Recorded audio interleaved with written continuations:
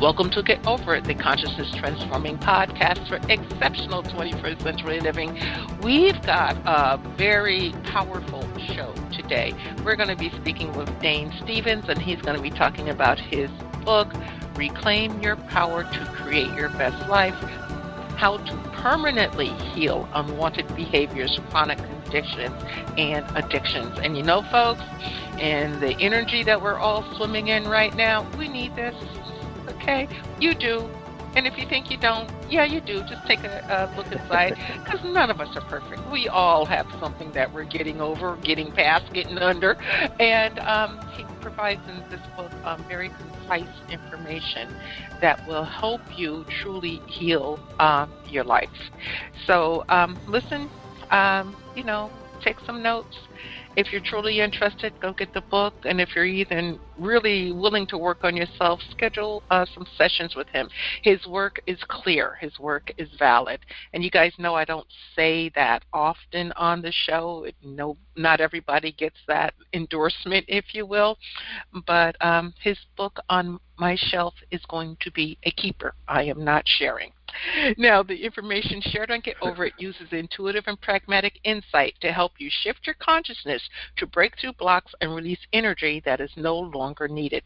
Yes, we're going to help you let go of the BS that is holding you back, but you guys know I always ask that question, are you truly ready to? And by the way, folks, BS is belief system. A bit about me for my new listeners, intuitive since birth. I'm a third-generation intuitive with over 3 decades of experience supporting people to break through the blocks along their path. I'm a strategist for personal and professional transformation, revealing cutting-edge information that enables you to prosper and thrive. I spent 25 successful years in corporate America as an executive sales professional, and I am the founder of Healing Visions Ministries and the Northern California Children's Education Network, a 501c3 nonprofit. I also authored 2 books. I provide consultations and healings in all areas of life that heal the mind-body-spirit connection, allowing you to live your very best life.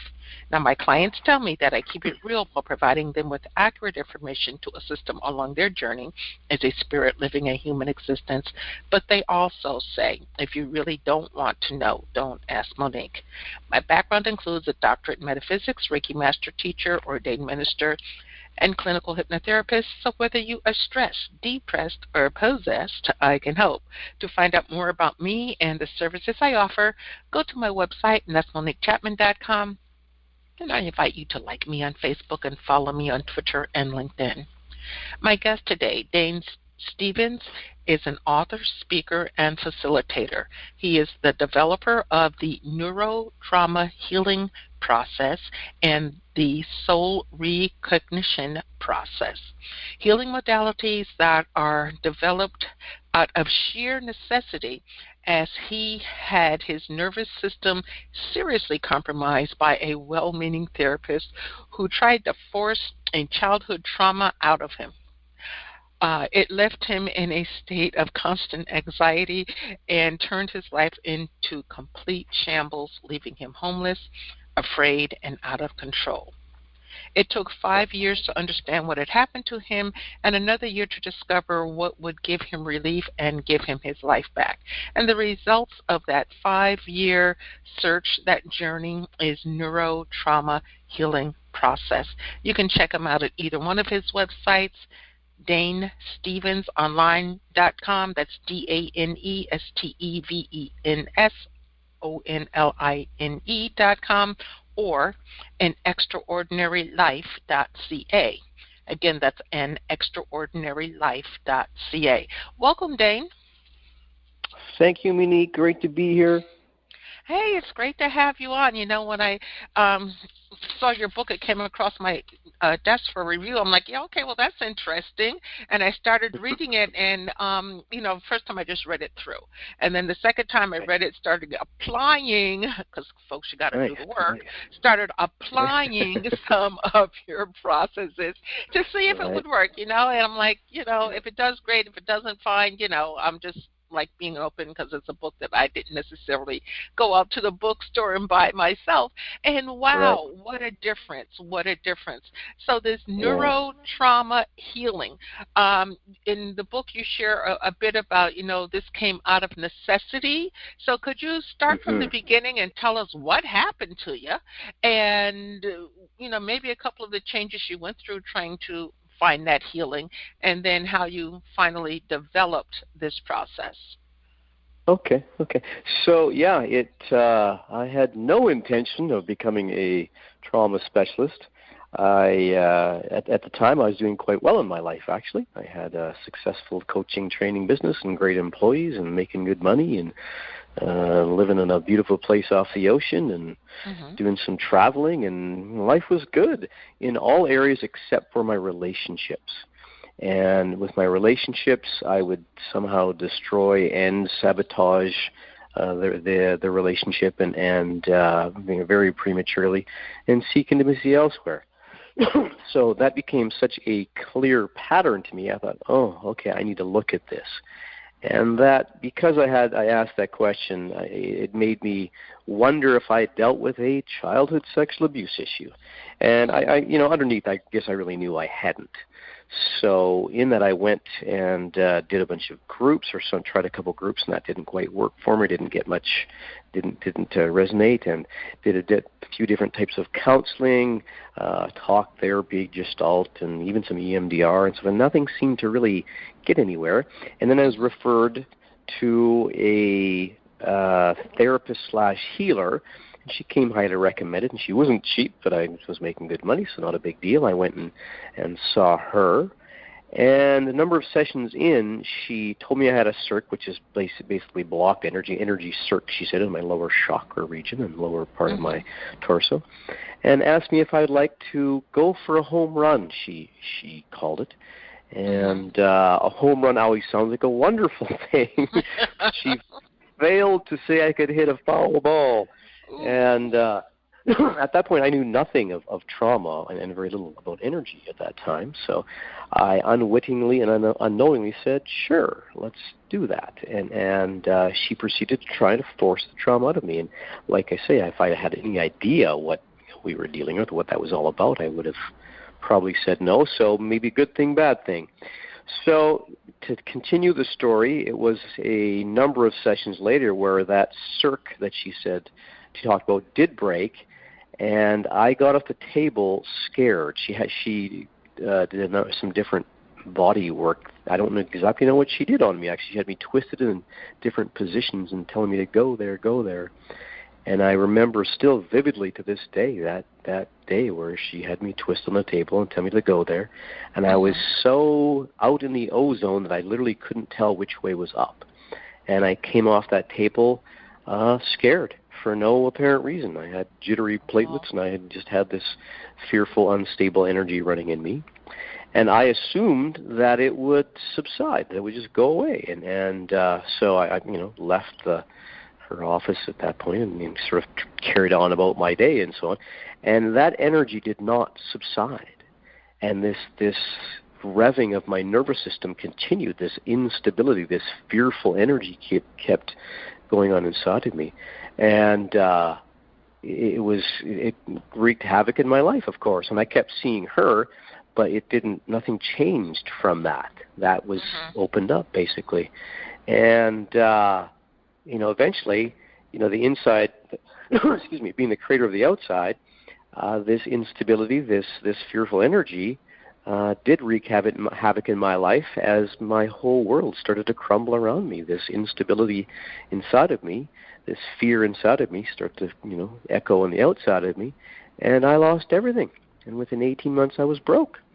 And she stopped seeing me because I ran out of money. But I had lost clients and contracts, lost the sale of a business, and that time, everything. It's just like there was a vacuum turned on in my life. And so she stopped seeing me because I ran out of money, but also, I believe, because she didn't know how to fix what she did. And I remember, literally yelling to her on the phone, "You can't leave me like this." And but the damage was done. So that's how I was basically left hanging out there, not knowing what to do. and I had to go on a mad search to try and find out what happened to me and how to get my life back. And it took me 5 years to find somebody who could tell me what happened to me. Ironically enough, it was Hazel Carver, who was a wonderful trauma specialist, and she had the same thing happen to her. She had a therapist try to force a trauma on her, and it messed her up. So apparently that's how we're made. And so it gave me great hope meeting Hazel, because she understood what happened to me, and she was a trauma specialist who was a student of Peter Levine. She also did Bert Hellinger's stuff and Bessel van der Kolk, so she had some real knowledge and awareness of trauma. And so I learned about trauma, learned about the nervous system, but I never got relief from doing that work. I got, relief and understanding that it was possible for me to heal from this, and hope from Hazel, no question. But it wasn't until I stumbled across the John Bradshaw work, the left-right brain work, that I made a connection to that fearful part in me. And when I made the connection, I knew, and it was a, I say a jubilant moment that I made this connection to this scared, fearful part of me. But I tried to do the work on my own, this left-right brain work, and I couldn't get this part to feel safe enough to unfreeze. I couldn't bring this part out of that fearful loop, though, of the experience that was happening inside of me. And it was like an 8-month fight with myself.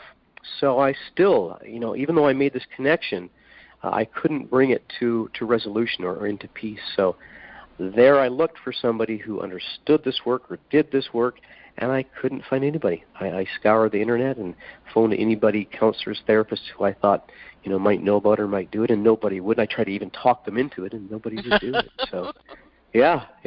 And a few months later, after months of searching, for this person to help me with this too, I found somebody literally across the street from me who had done this work and was willing to work with me.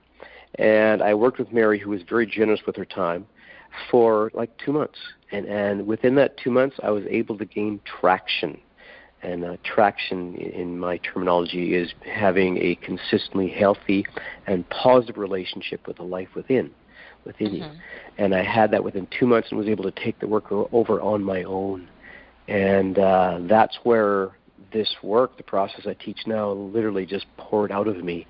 And it's not new. The left-right brain stuff isn't new. It's just that nobody has developed it. It's never been created into a usable modality, which kind of blows me away. Because as you probably experienced, it's effective. It's simple. It's effective. It shows us how we work. And it gives us access to these parts that are disconnected from our authentic, our higher self, I'll say. So that's the long story of how it all got created, Monique. Yeah. Okay, well, folks, I got to tell you that when you read Dane's book, it's not scientific-y reading. It's not even metaphysical New Age reading. This is something that anyone who has a desire to improve themselves can read and digest without all of those other energies, floating around. So, you don't have to be a certain religion or on a certain spiritual path or whatever. This is available for everybody, and he breaks it down to bare bones. So, Dane, let me ask you the question. Reclaim your power to create your best life. If someone followed this cover to cover over a period of time, would they be able to get relief from just reading the book, or would they have to, in addition, contact you? Well, I have to say that it was a challenge for me to put the book out, because especially with what happened to me, safety and is paramount, and ease is paramount about making this effective, but also make it safe. That's the whole idea, and it was for me. So, but to put the book out, it gives you direct access to your subconscious mind in a safe and gentle manner. But I don't want people to get to a place where they don't know what to do, or they don't know where to go, or they feel emotional and don't have the support they need. And I want them to get the full effect. So I highly suggest working with a facilitator first. We don't work with our clients for long, but we want to make sure they get on the right track. And as I experienced, I tried to do the work on my own, and it was like a fight with myself. We know ourselves too well. We take things for granted because we know ourselves better, so well. And sometimes we're not able to show up for ourselves, not able to give ourselves what we need. So working with a facilitator, a trained NTHP facilitator, this person has done their work, and they can help you through the maze of the subconscious mind as well. So if you do the work on your own, it's possible. You definitely could get full healing, and that's why I put it out. So I can't keep it a secret kind of thing.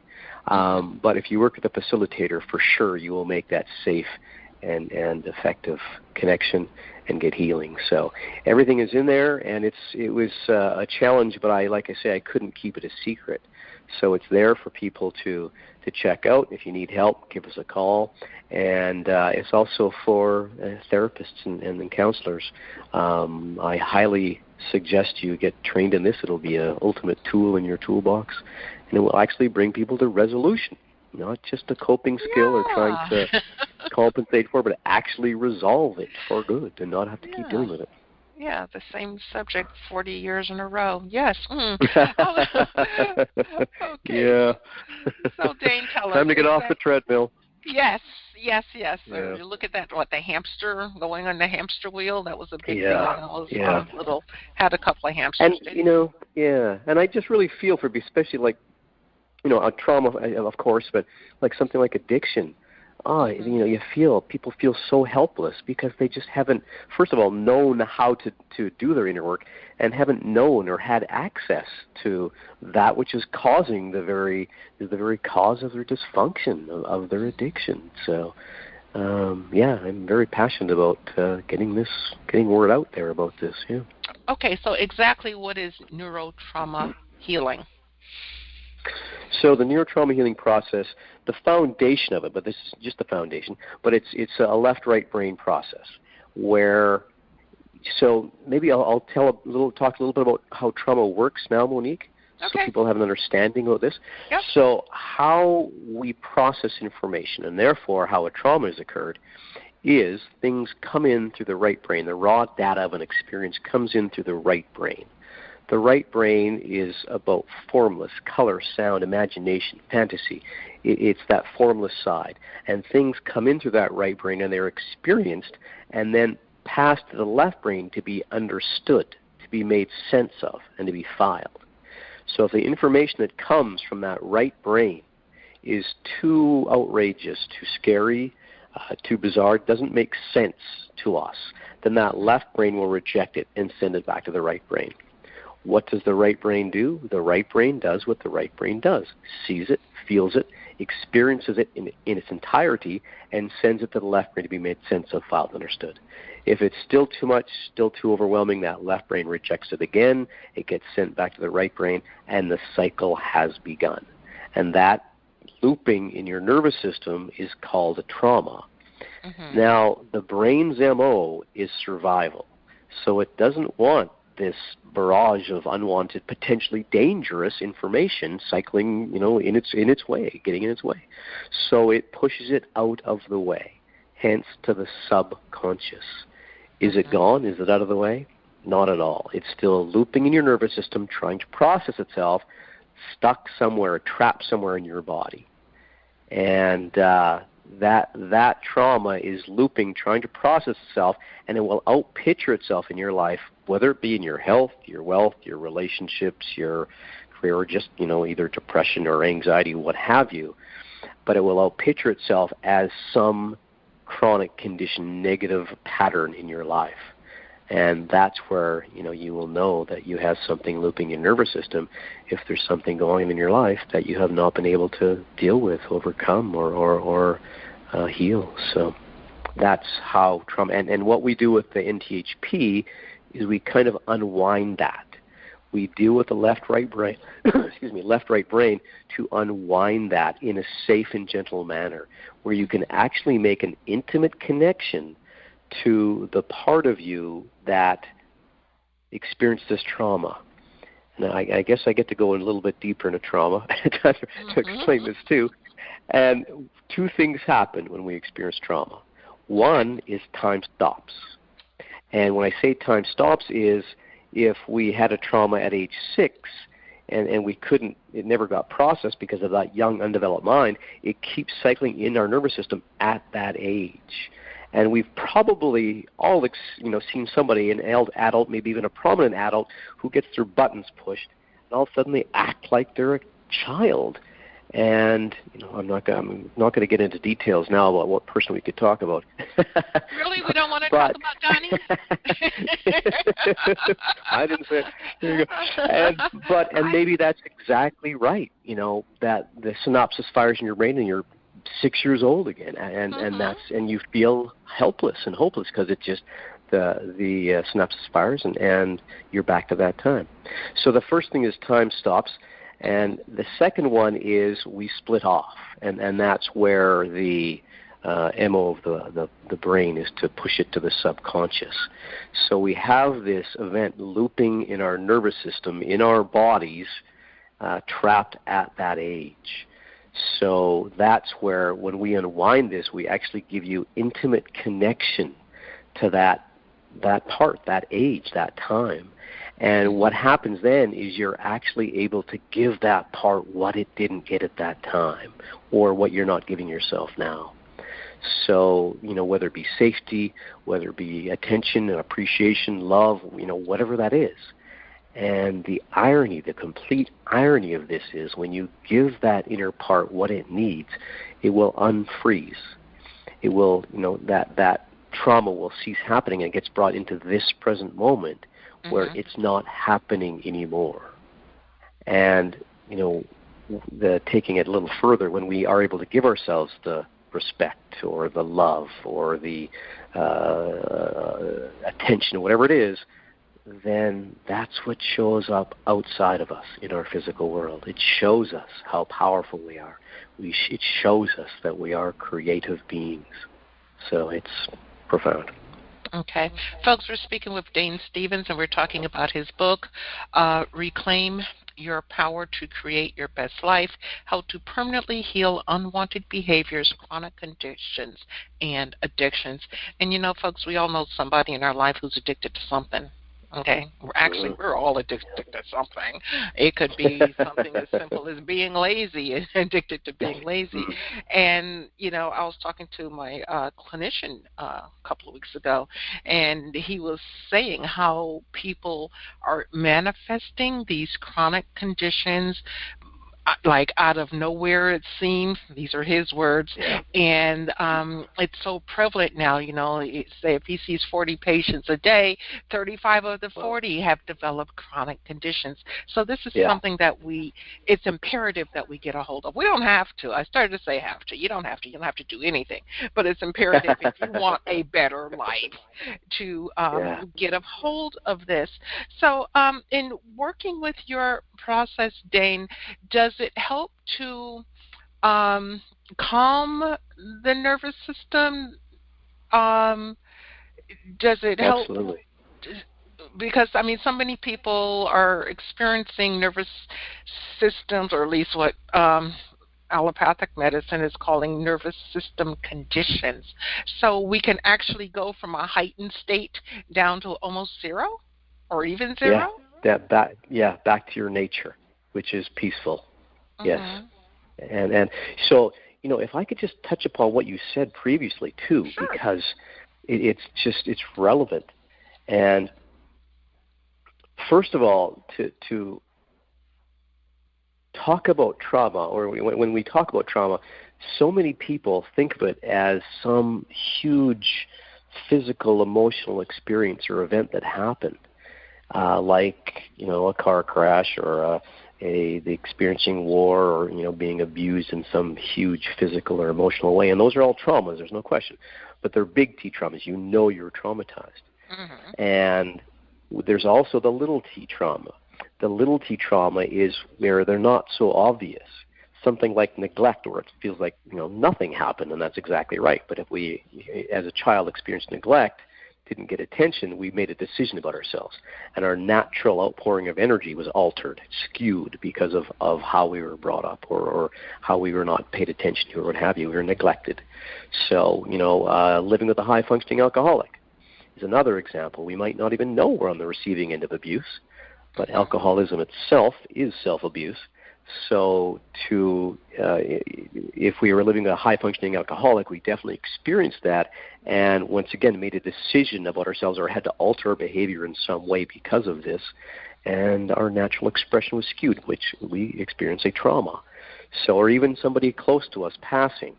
And they may have even died of natural causes, but if we didn't understand it at the time, or maybe that person wasn't replaced in our life, we had to, once again, alter our energy, and a trauma was formed.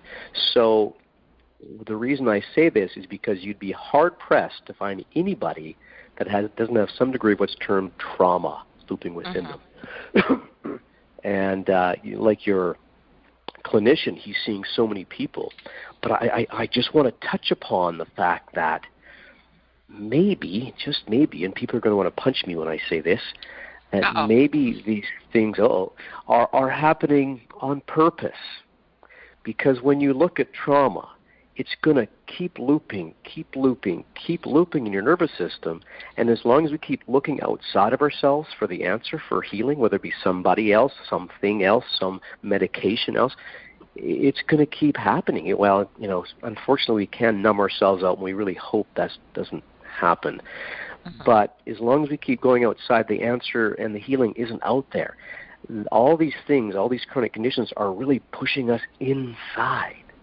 And when we learn to go inside, that's the place that we actually have full healing, full resolution. So I just wanted to touch upon that these events happening in your life, are happening for a reason. They're happening for you to connect with the life within you and bring it into healing and to connect, come back to your nature. And in this time, my goodness, everybody's experiencing so much anxiety and trauma and yes, these chronic conditions.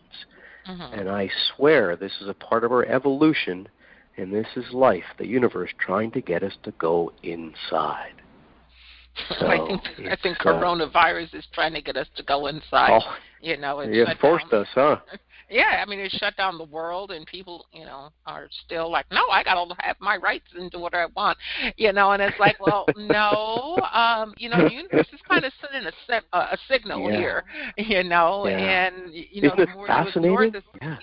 Extremely fascinating. I sit here, I live in Northern California, and I sit here in my home office because I don't go to my other office because of COVID, and I watch people go by, no mask, no social distancing, doing everything that they say would help this go away quicker so we can get back to doing all of those things, and it's just amazing that people decide, or the decisions they make, I guess. It's really quite... I feel it's just I don't believe the coronavirus is a threat to most of us, but there is people that have compromised immune systems, and there's the medical system that gets overwhelmed when it gets flooded with, and like you say, it just seems kind of selfish. It's not about us. It's about all of us. Speaking specifically about the virus. It's about all of us. That's exactly right. It's crazy. Now, in your book, you talk about, and this really caught my attention because, whenever I call my clinician, he thinks I want some type of pill, and he knows I'm anti-pill, but he'll say, oh, take this, and I'm like, no. But in your book, you talk about you can't heal what you can't feel regarding taking medication. So talk to us about that, because so many people have decided that Valium, lorazepam, Xanax, whatever is the way to go. And what they have done with the medications is no less than fascinating, scary as hell, and fascinating, and because it literally masks what's going on inside of you. And I understand for some people, for a short term, if you're a threat to yourself or somebody else, then, do this for a short term. But I don't believe there's ever, very few times is this a lifetime, meds for life program. That's just, and I'm fascinated at how many people are on medications. It is not a cure. It is simply blocking what's going on inside of you. It is deadening you in a sense. Mm-hmm. And like I say, it's fascinating they have be able to do that so specifically. Holy cow! But no, it's not a cure. And like you said, Monique, if you can't feel it, you can't heal it. And that's when something is up, it's up for healing. And that's why I talk about this time where everybody's so fearful and all this stuff is up. What I have learned is if it's not inside of you, then there's nothing to come out. When you are connected to Source, call it higher power, higher consciousness, the universe, call it what you will, call it God, call it what you will, Allah, Buddha. When you're connected to that, there's no fear there. When you're connected to that, that is a stream of well-being that continues to flow in you. And when you do this work, the irony of doing this work is when you heal these parts that have split off, that have a belief in separation, that have split off, these traumas and these fears, anger, whatever they are, when you heal them, what happens is space is opened up in you, because these are things that have been looping in your nervous system, taking up space in your mind, whether it be consciously or unconsciously. So when you heal them, space gets created in you. That space is filled with your nature. It's filled with peace, with power, with creativity, with abundance, with expression, with generosity. These things, with health, these are our nature. And when I say our nature, I'm saying that we don't have to work at them. That is what we are. That is our hard wiring. And the things that are in the way of our nature are these negative or false beliefs, these erroneous beliefs and traumatic experiences that have formed beliefs in separation. So when we heal them and bring them back into this present moment where it's not happening anymore, our nature literally, naturally, and automatically rises.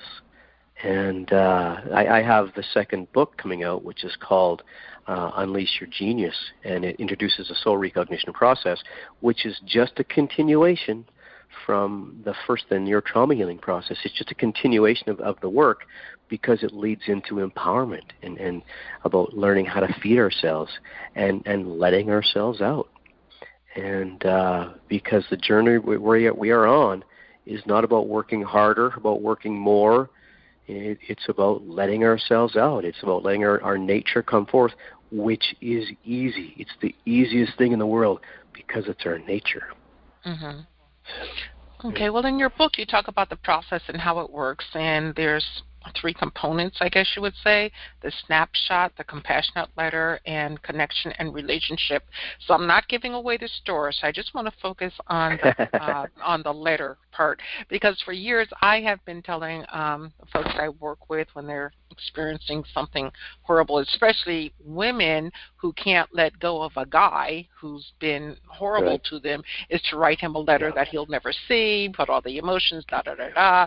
Then I tell them to tear it up, confetti-sized pieces of paper, to burn it up, take the ashes, and if it's something you want to get rid of and you don't want back in your life, to flush it down the toilet. But before you flush, you might pee or poo. Your choice. So, interesting. I've never heard that one. Well, you don't want it back, right? I don't know about you, but when I put poo down there, I don't want it back. It's like, thank God you're gone. Okay, thank God. So why don't you talk to us about your compassionate letter, and how people can at least start, and I know there's other work to do, but share that with them, because that's something that people can easily wrap their minds around to do. Yeah. So how we access the subconscious mind is through emotion. And that's where, when you feel it, it's there, and it's up for healing. So we do that. And the compassionate letter is being able to show up for yourself, and it's the start of the relationships. It's the start of being able to give yourself what you either didn't get at that time or you're not giving yourself now. And the key to this work is inner compassionate connection. It is a relationship. I don't know of any work that I say that is as fast, and that's not the right word, but the only reason I say that is because it actually brings it to resolution. You don't have to keep dealing with it. But I want to be clear, it's not a quick fix. It's a relationship. And every relationship takes time and effort. And, the key about this relationship is is that it's the key to all the rest of your relationships. It's the foundation of all your other relationships and your relationship with life, with the world. Mm-hmm. So it's important. It's key. So the compassionate letter allows us to show ourselves compassion for what happened, and a lot of times, especially with males. Males have a lot of trouble showing themselves compassion. So this is not trying to change what happened or that part of you, not trying to pull them out or anything. It's about creating inner compassionate connections, about alignment with them and making them feel safe. And safety is the key to unfreezing. What we're doing in the start is we're creating a level of trust that allows this part to want to unfreeze, that allows this traumatized experience or this scared part of us, or a part that has an erroneous belief. It allows them to unfreeze and come into this present moment. So the compassionate letter is the start of that. And as when males have trouble showing up for themselves and showing themselves compassion, females tend to help everybody else at the detriment of themselves. Mm-hmm. So here's a time with this compassionate letter that this is for you. You are showing up for you. And if you can't help yourself, you can't help anybody else. If you're not whole within yourself, you can't, help anybody else come into wholeness either. So, doing our work is key, and that is the start, is that connection, that inner life, in a compassionate way, inner compassionate connection. Does that answer your question? Yeah, Denise, definitely answers. That definitely answers the question. And folks, RuPaul always says, and I think I have to paraphrase because I don't know if I have it exactly, but if you don't love yourself, how the hell are you going to love someone else? So it all comes back to self-love. Fairly mathematical that way, isn't it? Yeah. Mm-hmm. And so many of us have difficulty loving ourselves. So be able to stand in front of a full-length mirror and look at all of you and be grateful and joyous for whatever you see. And if there's something you want to change, of course, you can, start to make adjustments. But, start with that love of self first.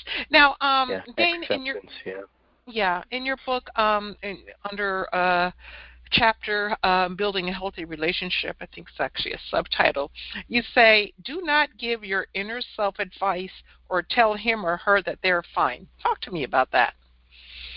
Yeah, and that's a bit of a fine line, but especially in the start, the way we have learned or done healing for the most part, or speaking for myself anyway, it was about trying to affect myself.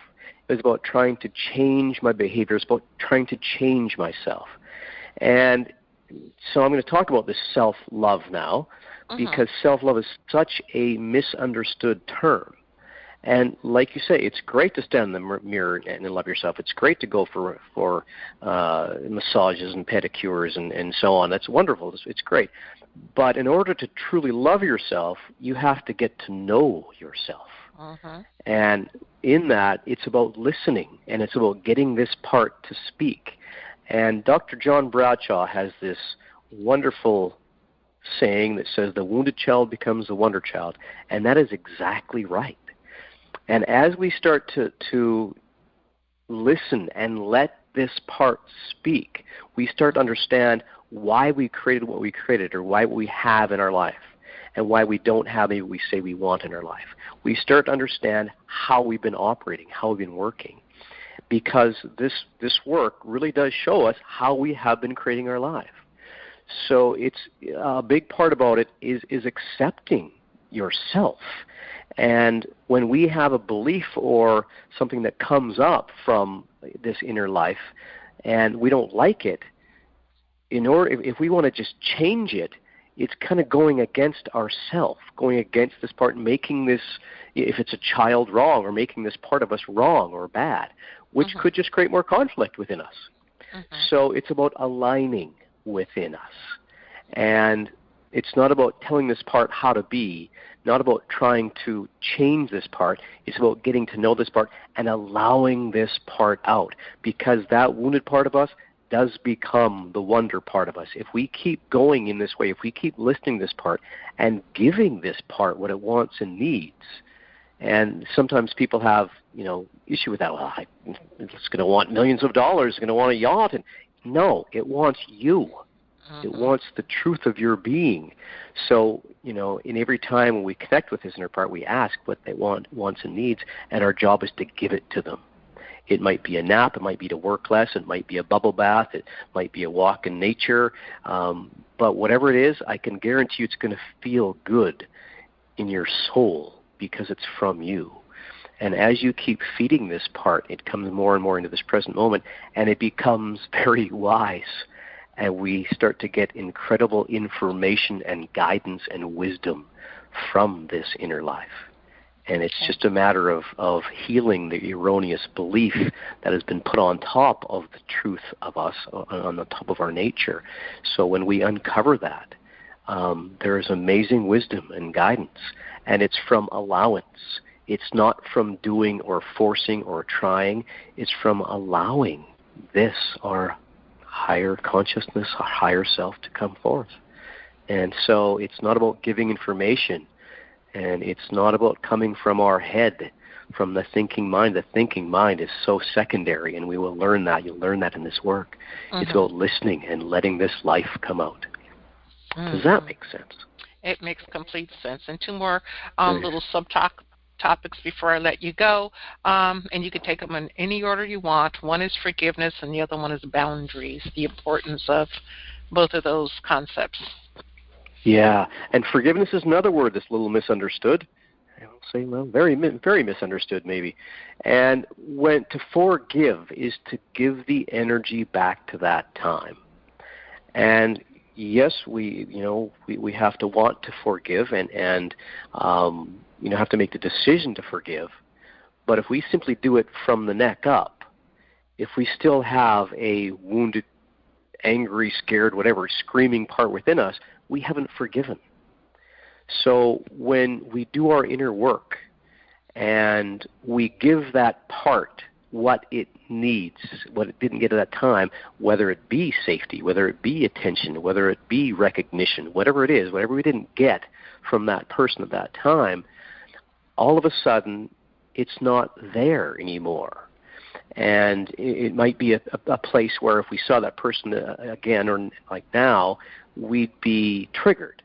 But when we learn that we are our source, that we can feed ourselves, that we can give ourselves what we need to feel good, to feel safe, to feel loved, whatever that is, all of a sudden there's no energy back there anymore. The energy isn't that energy from our past isn't running us. We have given ourselves what we have needed. We have healed from that past. We have given the energy back to that time. We have forgiven. And it's got very little to do with the other person, which, a lot of us know that already anyway. But when we understand that it's up to us to give ourselves what we need, and that's where that energy gets to go back to where it belongs, back to that time, and no longer triggers us, that's when we have truly forgiven, when there's nothing there to forgive anymore, no energy that's running us. So there's forgiveness. Okay, yeah. And boundaries? And boundaries. And, with boundaries, that's another thing. It's a huge thing, especially in families, to set boundaries with families, because we have a family dynamic that we've been brought up in, and we have been taught our place, whether we are aware of it or not. We've been taught our role in our family dynamic. So sometimes setting boundaries can be very, very tough.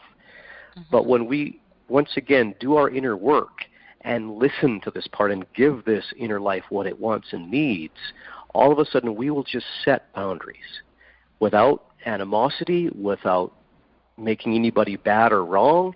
And it's a joy when we work with people and they come back and they say, it just happens. We don't have to try and go out there and forcefully set a boundary when we do our inner work. And it's always a joy when people come back and they say, I just said no, and it felt fine, and nothing happened, or I just walked away, or I just didn't do it. And we just naturally set boundaries because we naturally respect ourselves. And when we experience traumas and we get ideologies forced upon us that are not a part of our nature, and we believe them. So most time I'm speaking as a child, from the programming we get as a child. Mm-hmm. But when we do that, it throws our compass off. We're out of tune with our natural compass, what is good and right to us. So when we do this work with people, it's fantastic work, because we literally are just getting them back into alignment with the truth about them, what they either didn't know that they know, or in their heart of hearts know about themselves and know about life. We literally teach them, we help them to learn how to love themselves. And that is how to get to know themselves, how to let themselves out, and therefore be who they are. And boundaries naturally just get set. So it's, I use the word profound a lot, Monique. So does that make sense? I can't hear you. That makes complete sense. My headphone had switched off. Don't know why, but it makes complete sense. But before you go, I want to talk about your websites. Now, one is DaneStevensOnline.com. And I called this one, and this is just my take on it, folks, not what his is, my take. I call this your layperson user-friendly website, because it gives a wealth of information. What can we find there, Dane? So we have a newsletter which has continual different videos and information about the work. You can connect with me, and any questions you have, there's a part there to ask questions. We have a free resources center, which there's guided meditations there, and information and videos and so on there. I think there's a bunch of testimonials from different people that have worked with us and the results they've gotten.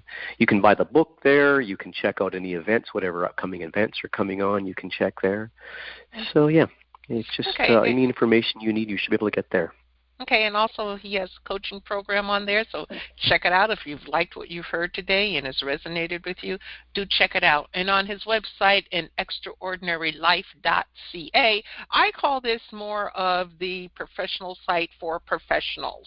Like if you're a therapist already, or you're someone who's very interested in this work because you've been touched by his wonderful interview today and you want to learn more, go here and find out more. What else would you like to say about an extraordinarylife.ca, Dane?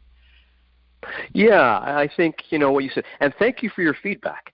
I really appreciate your interview and your knowledge. So it's great, and I appreciate your feedback about the website. And there's different for one-on-one. If you want to do packages, there's different packages on there, and a little bit more in depth about NTHP on that site.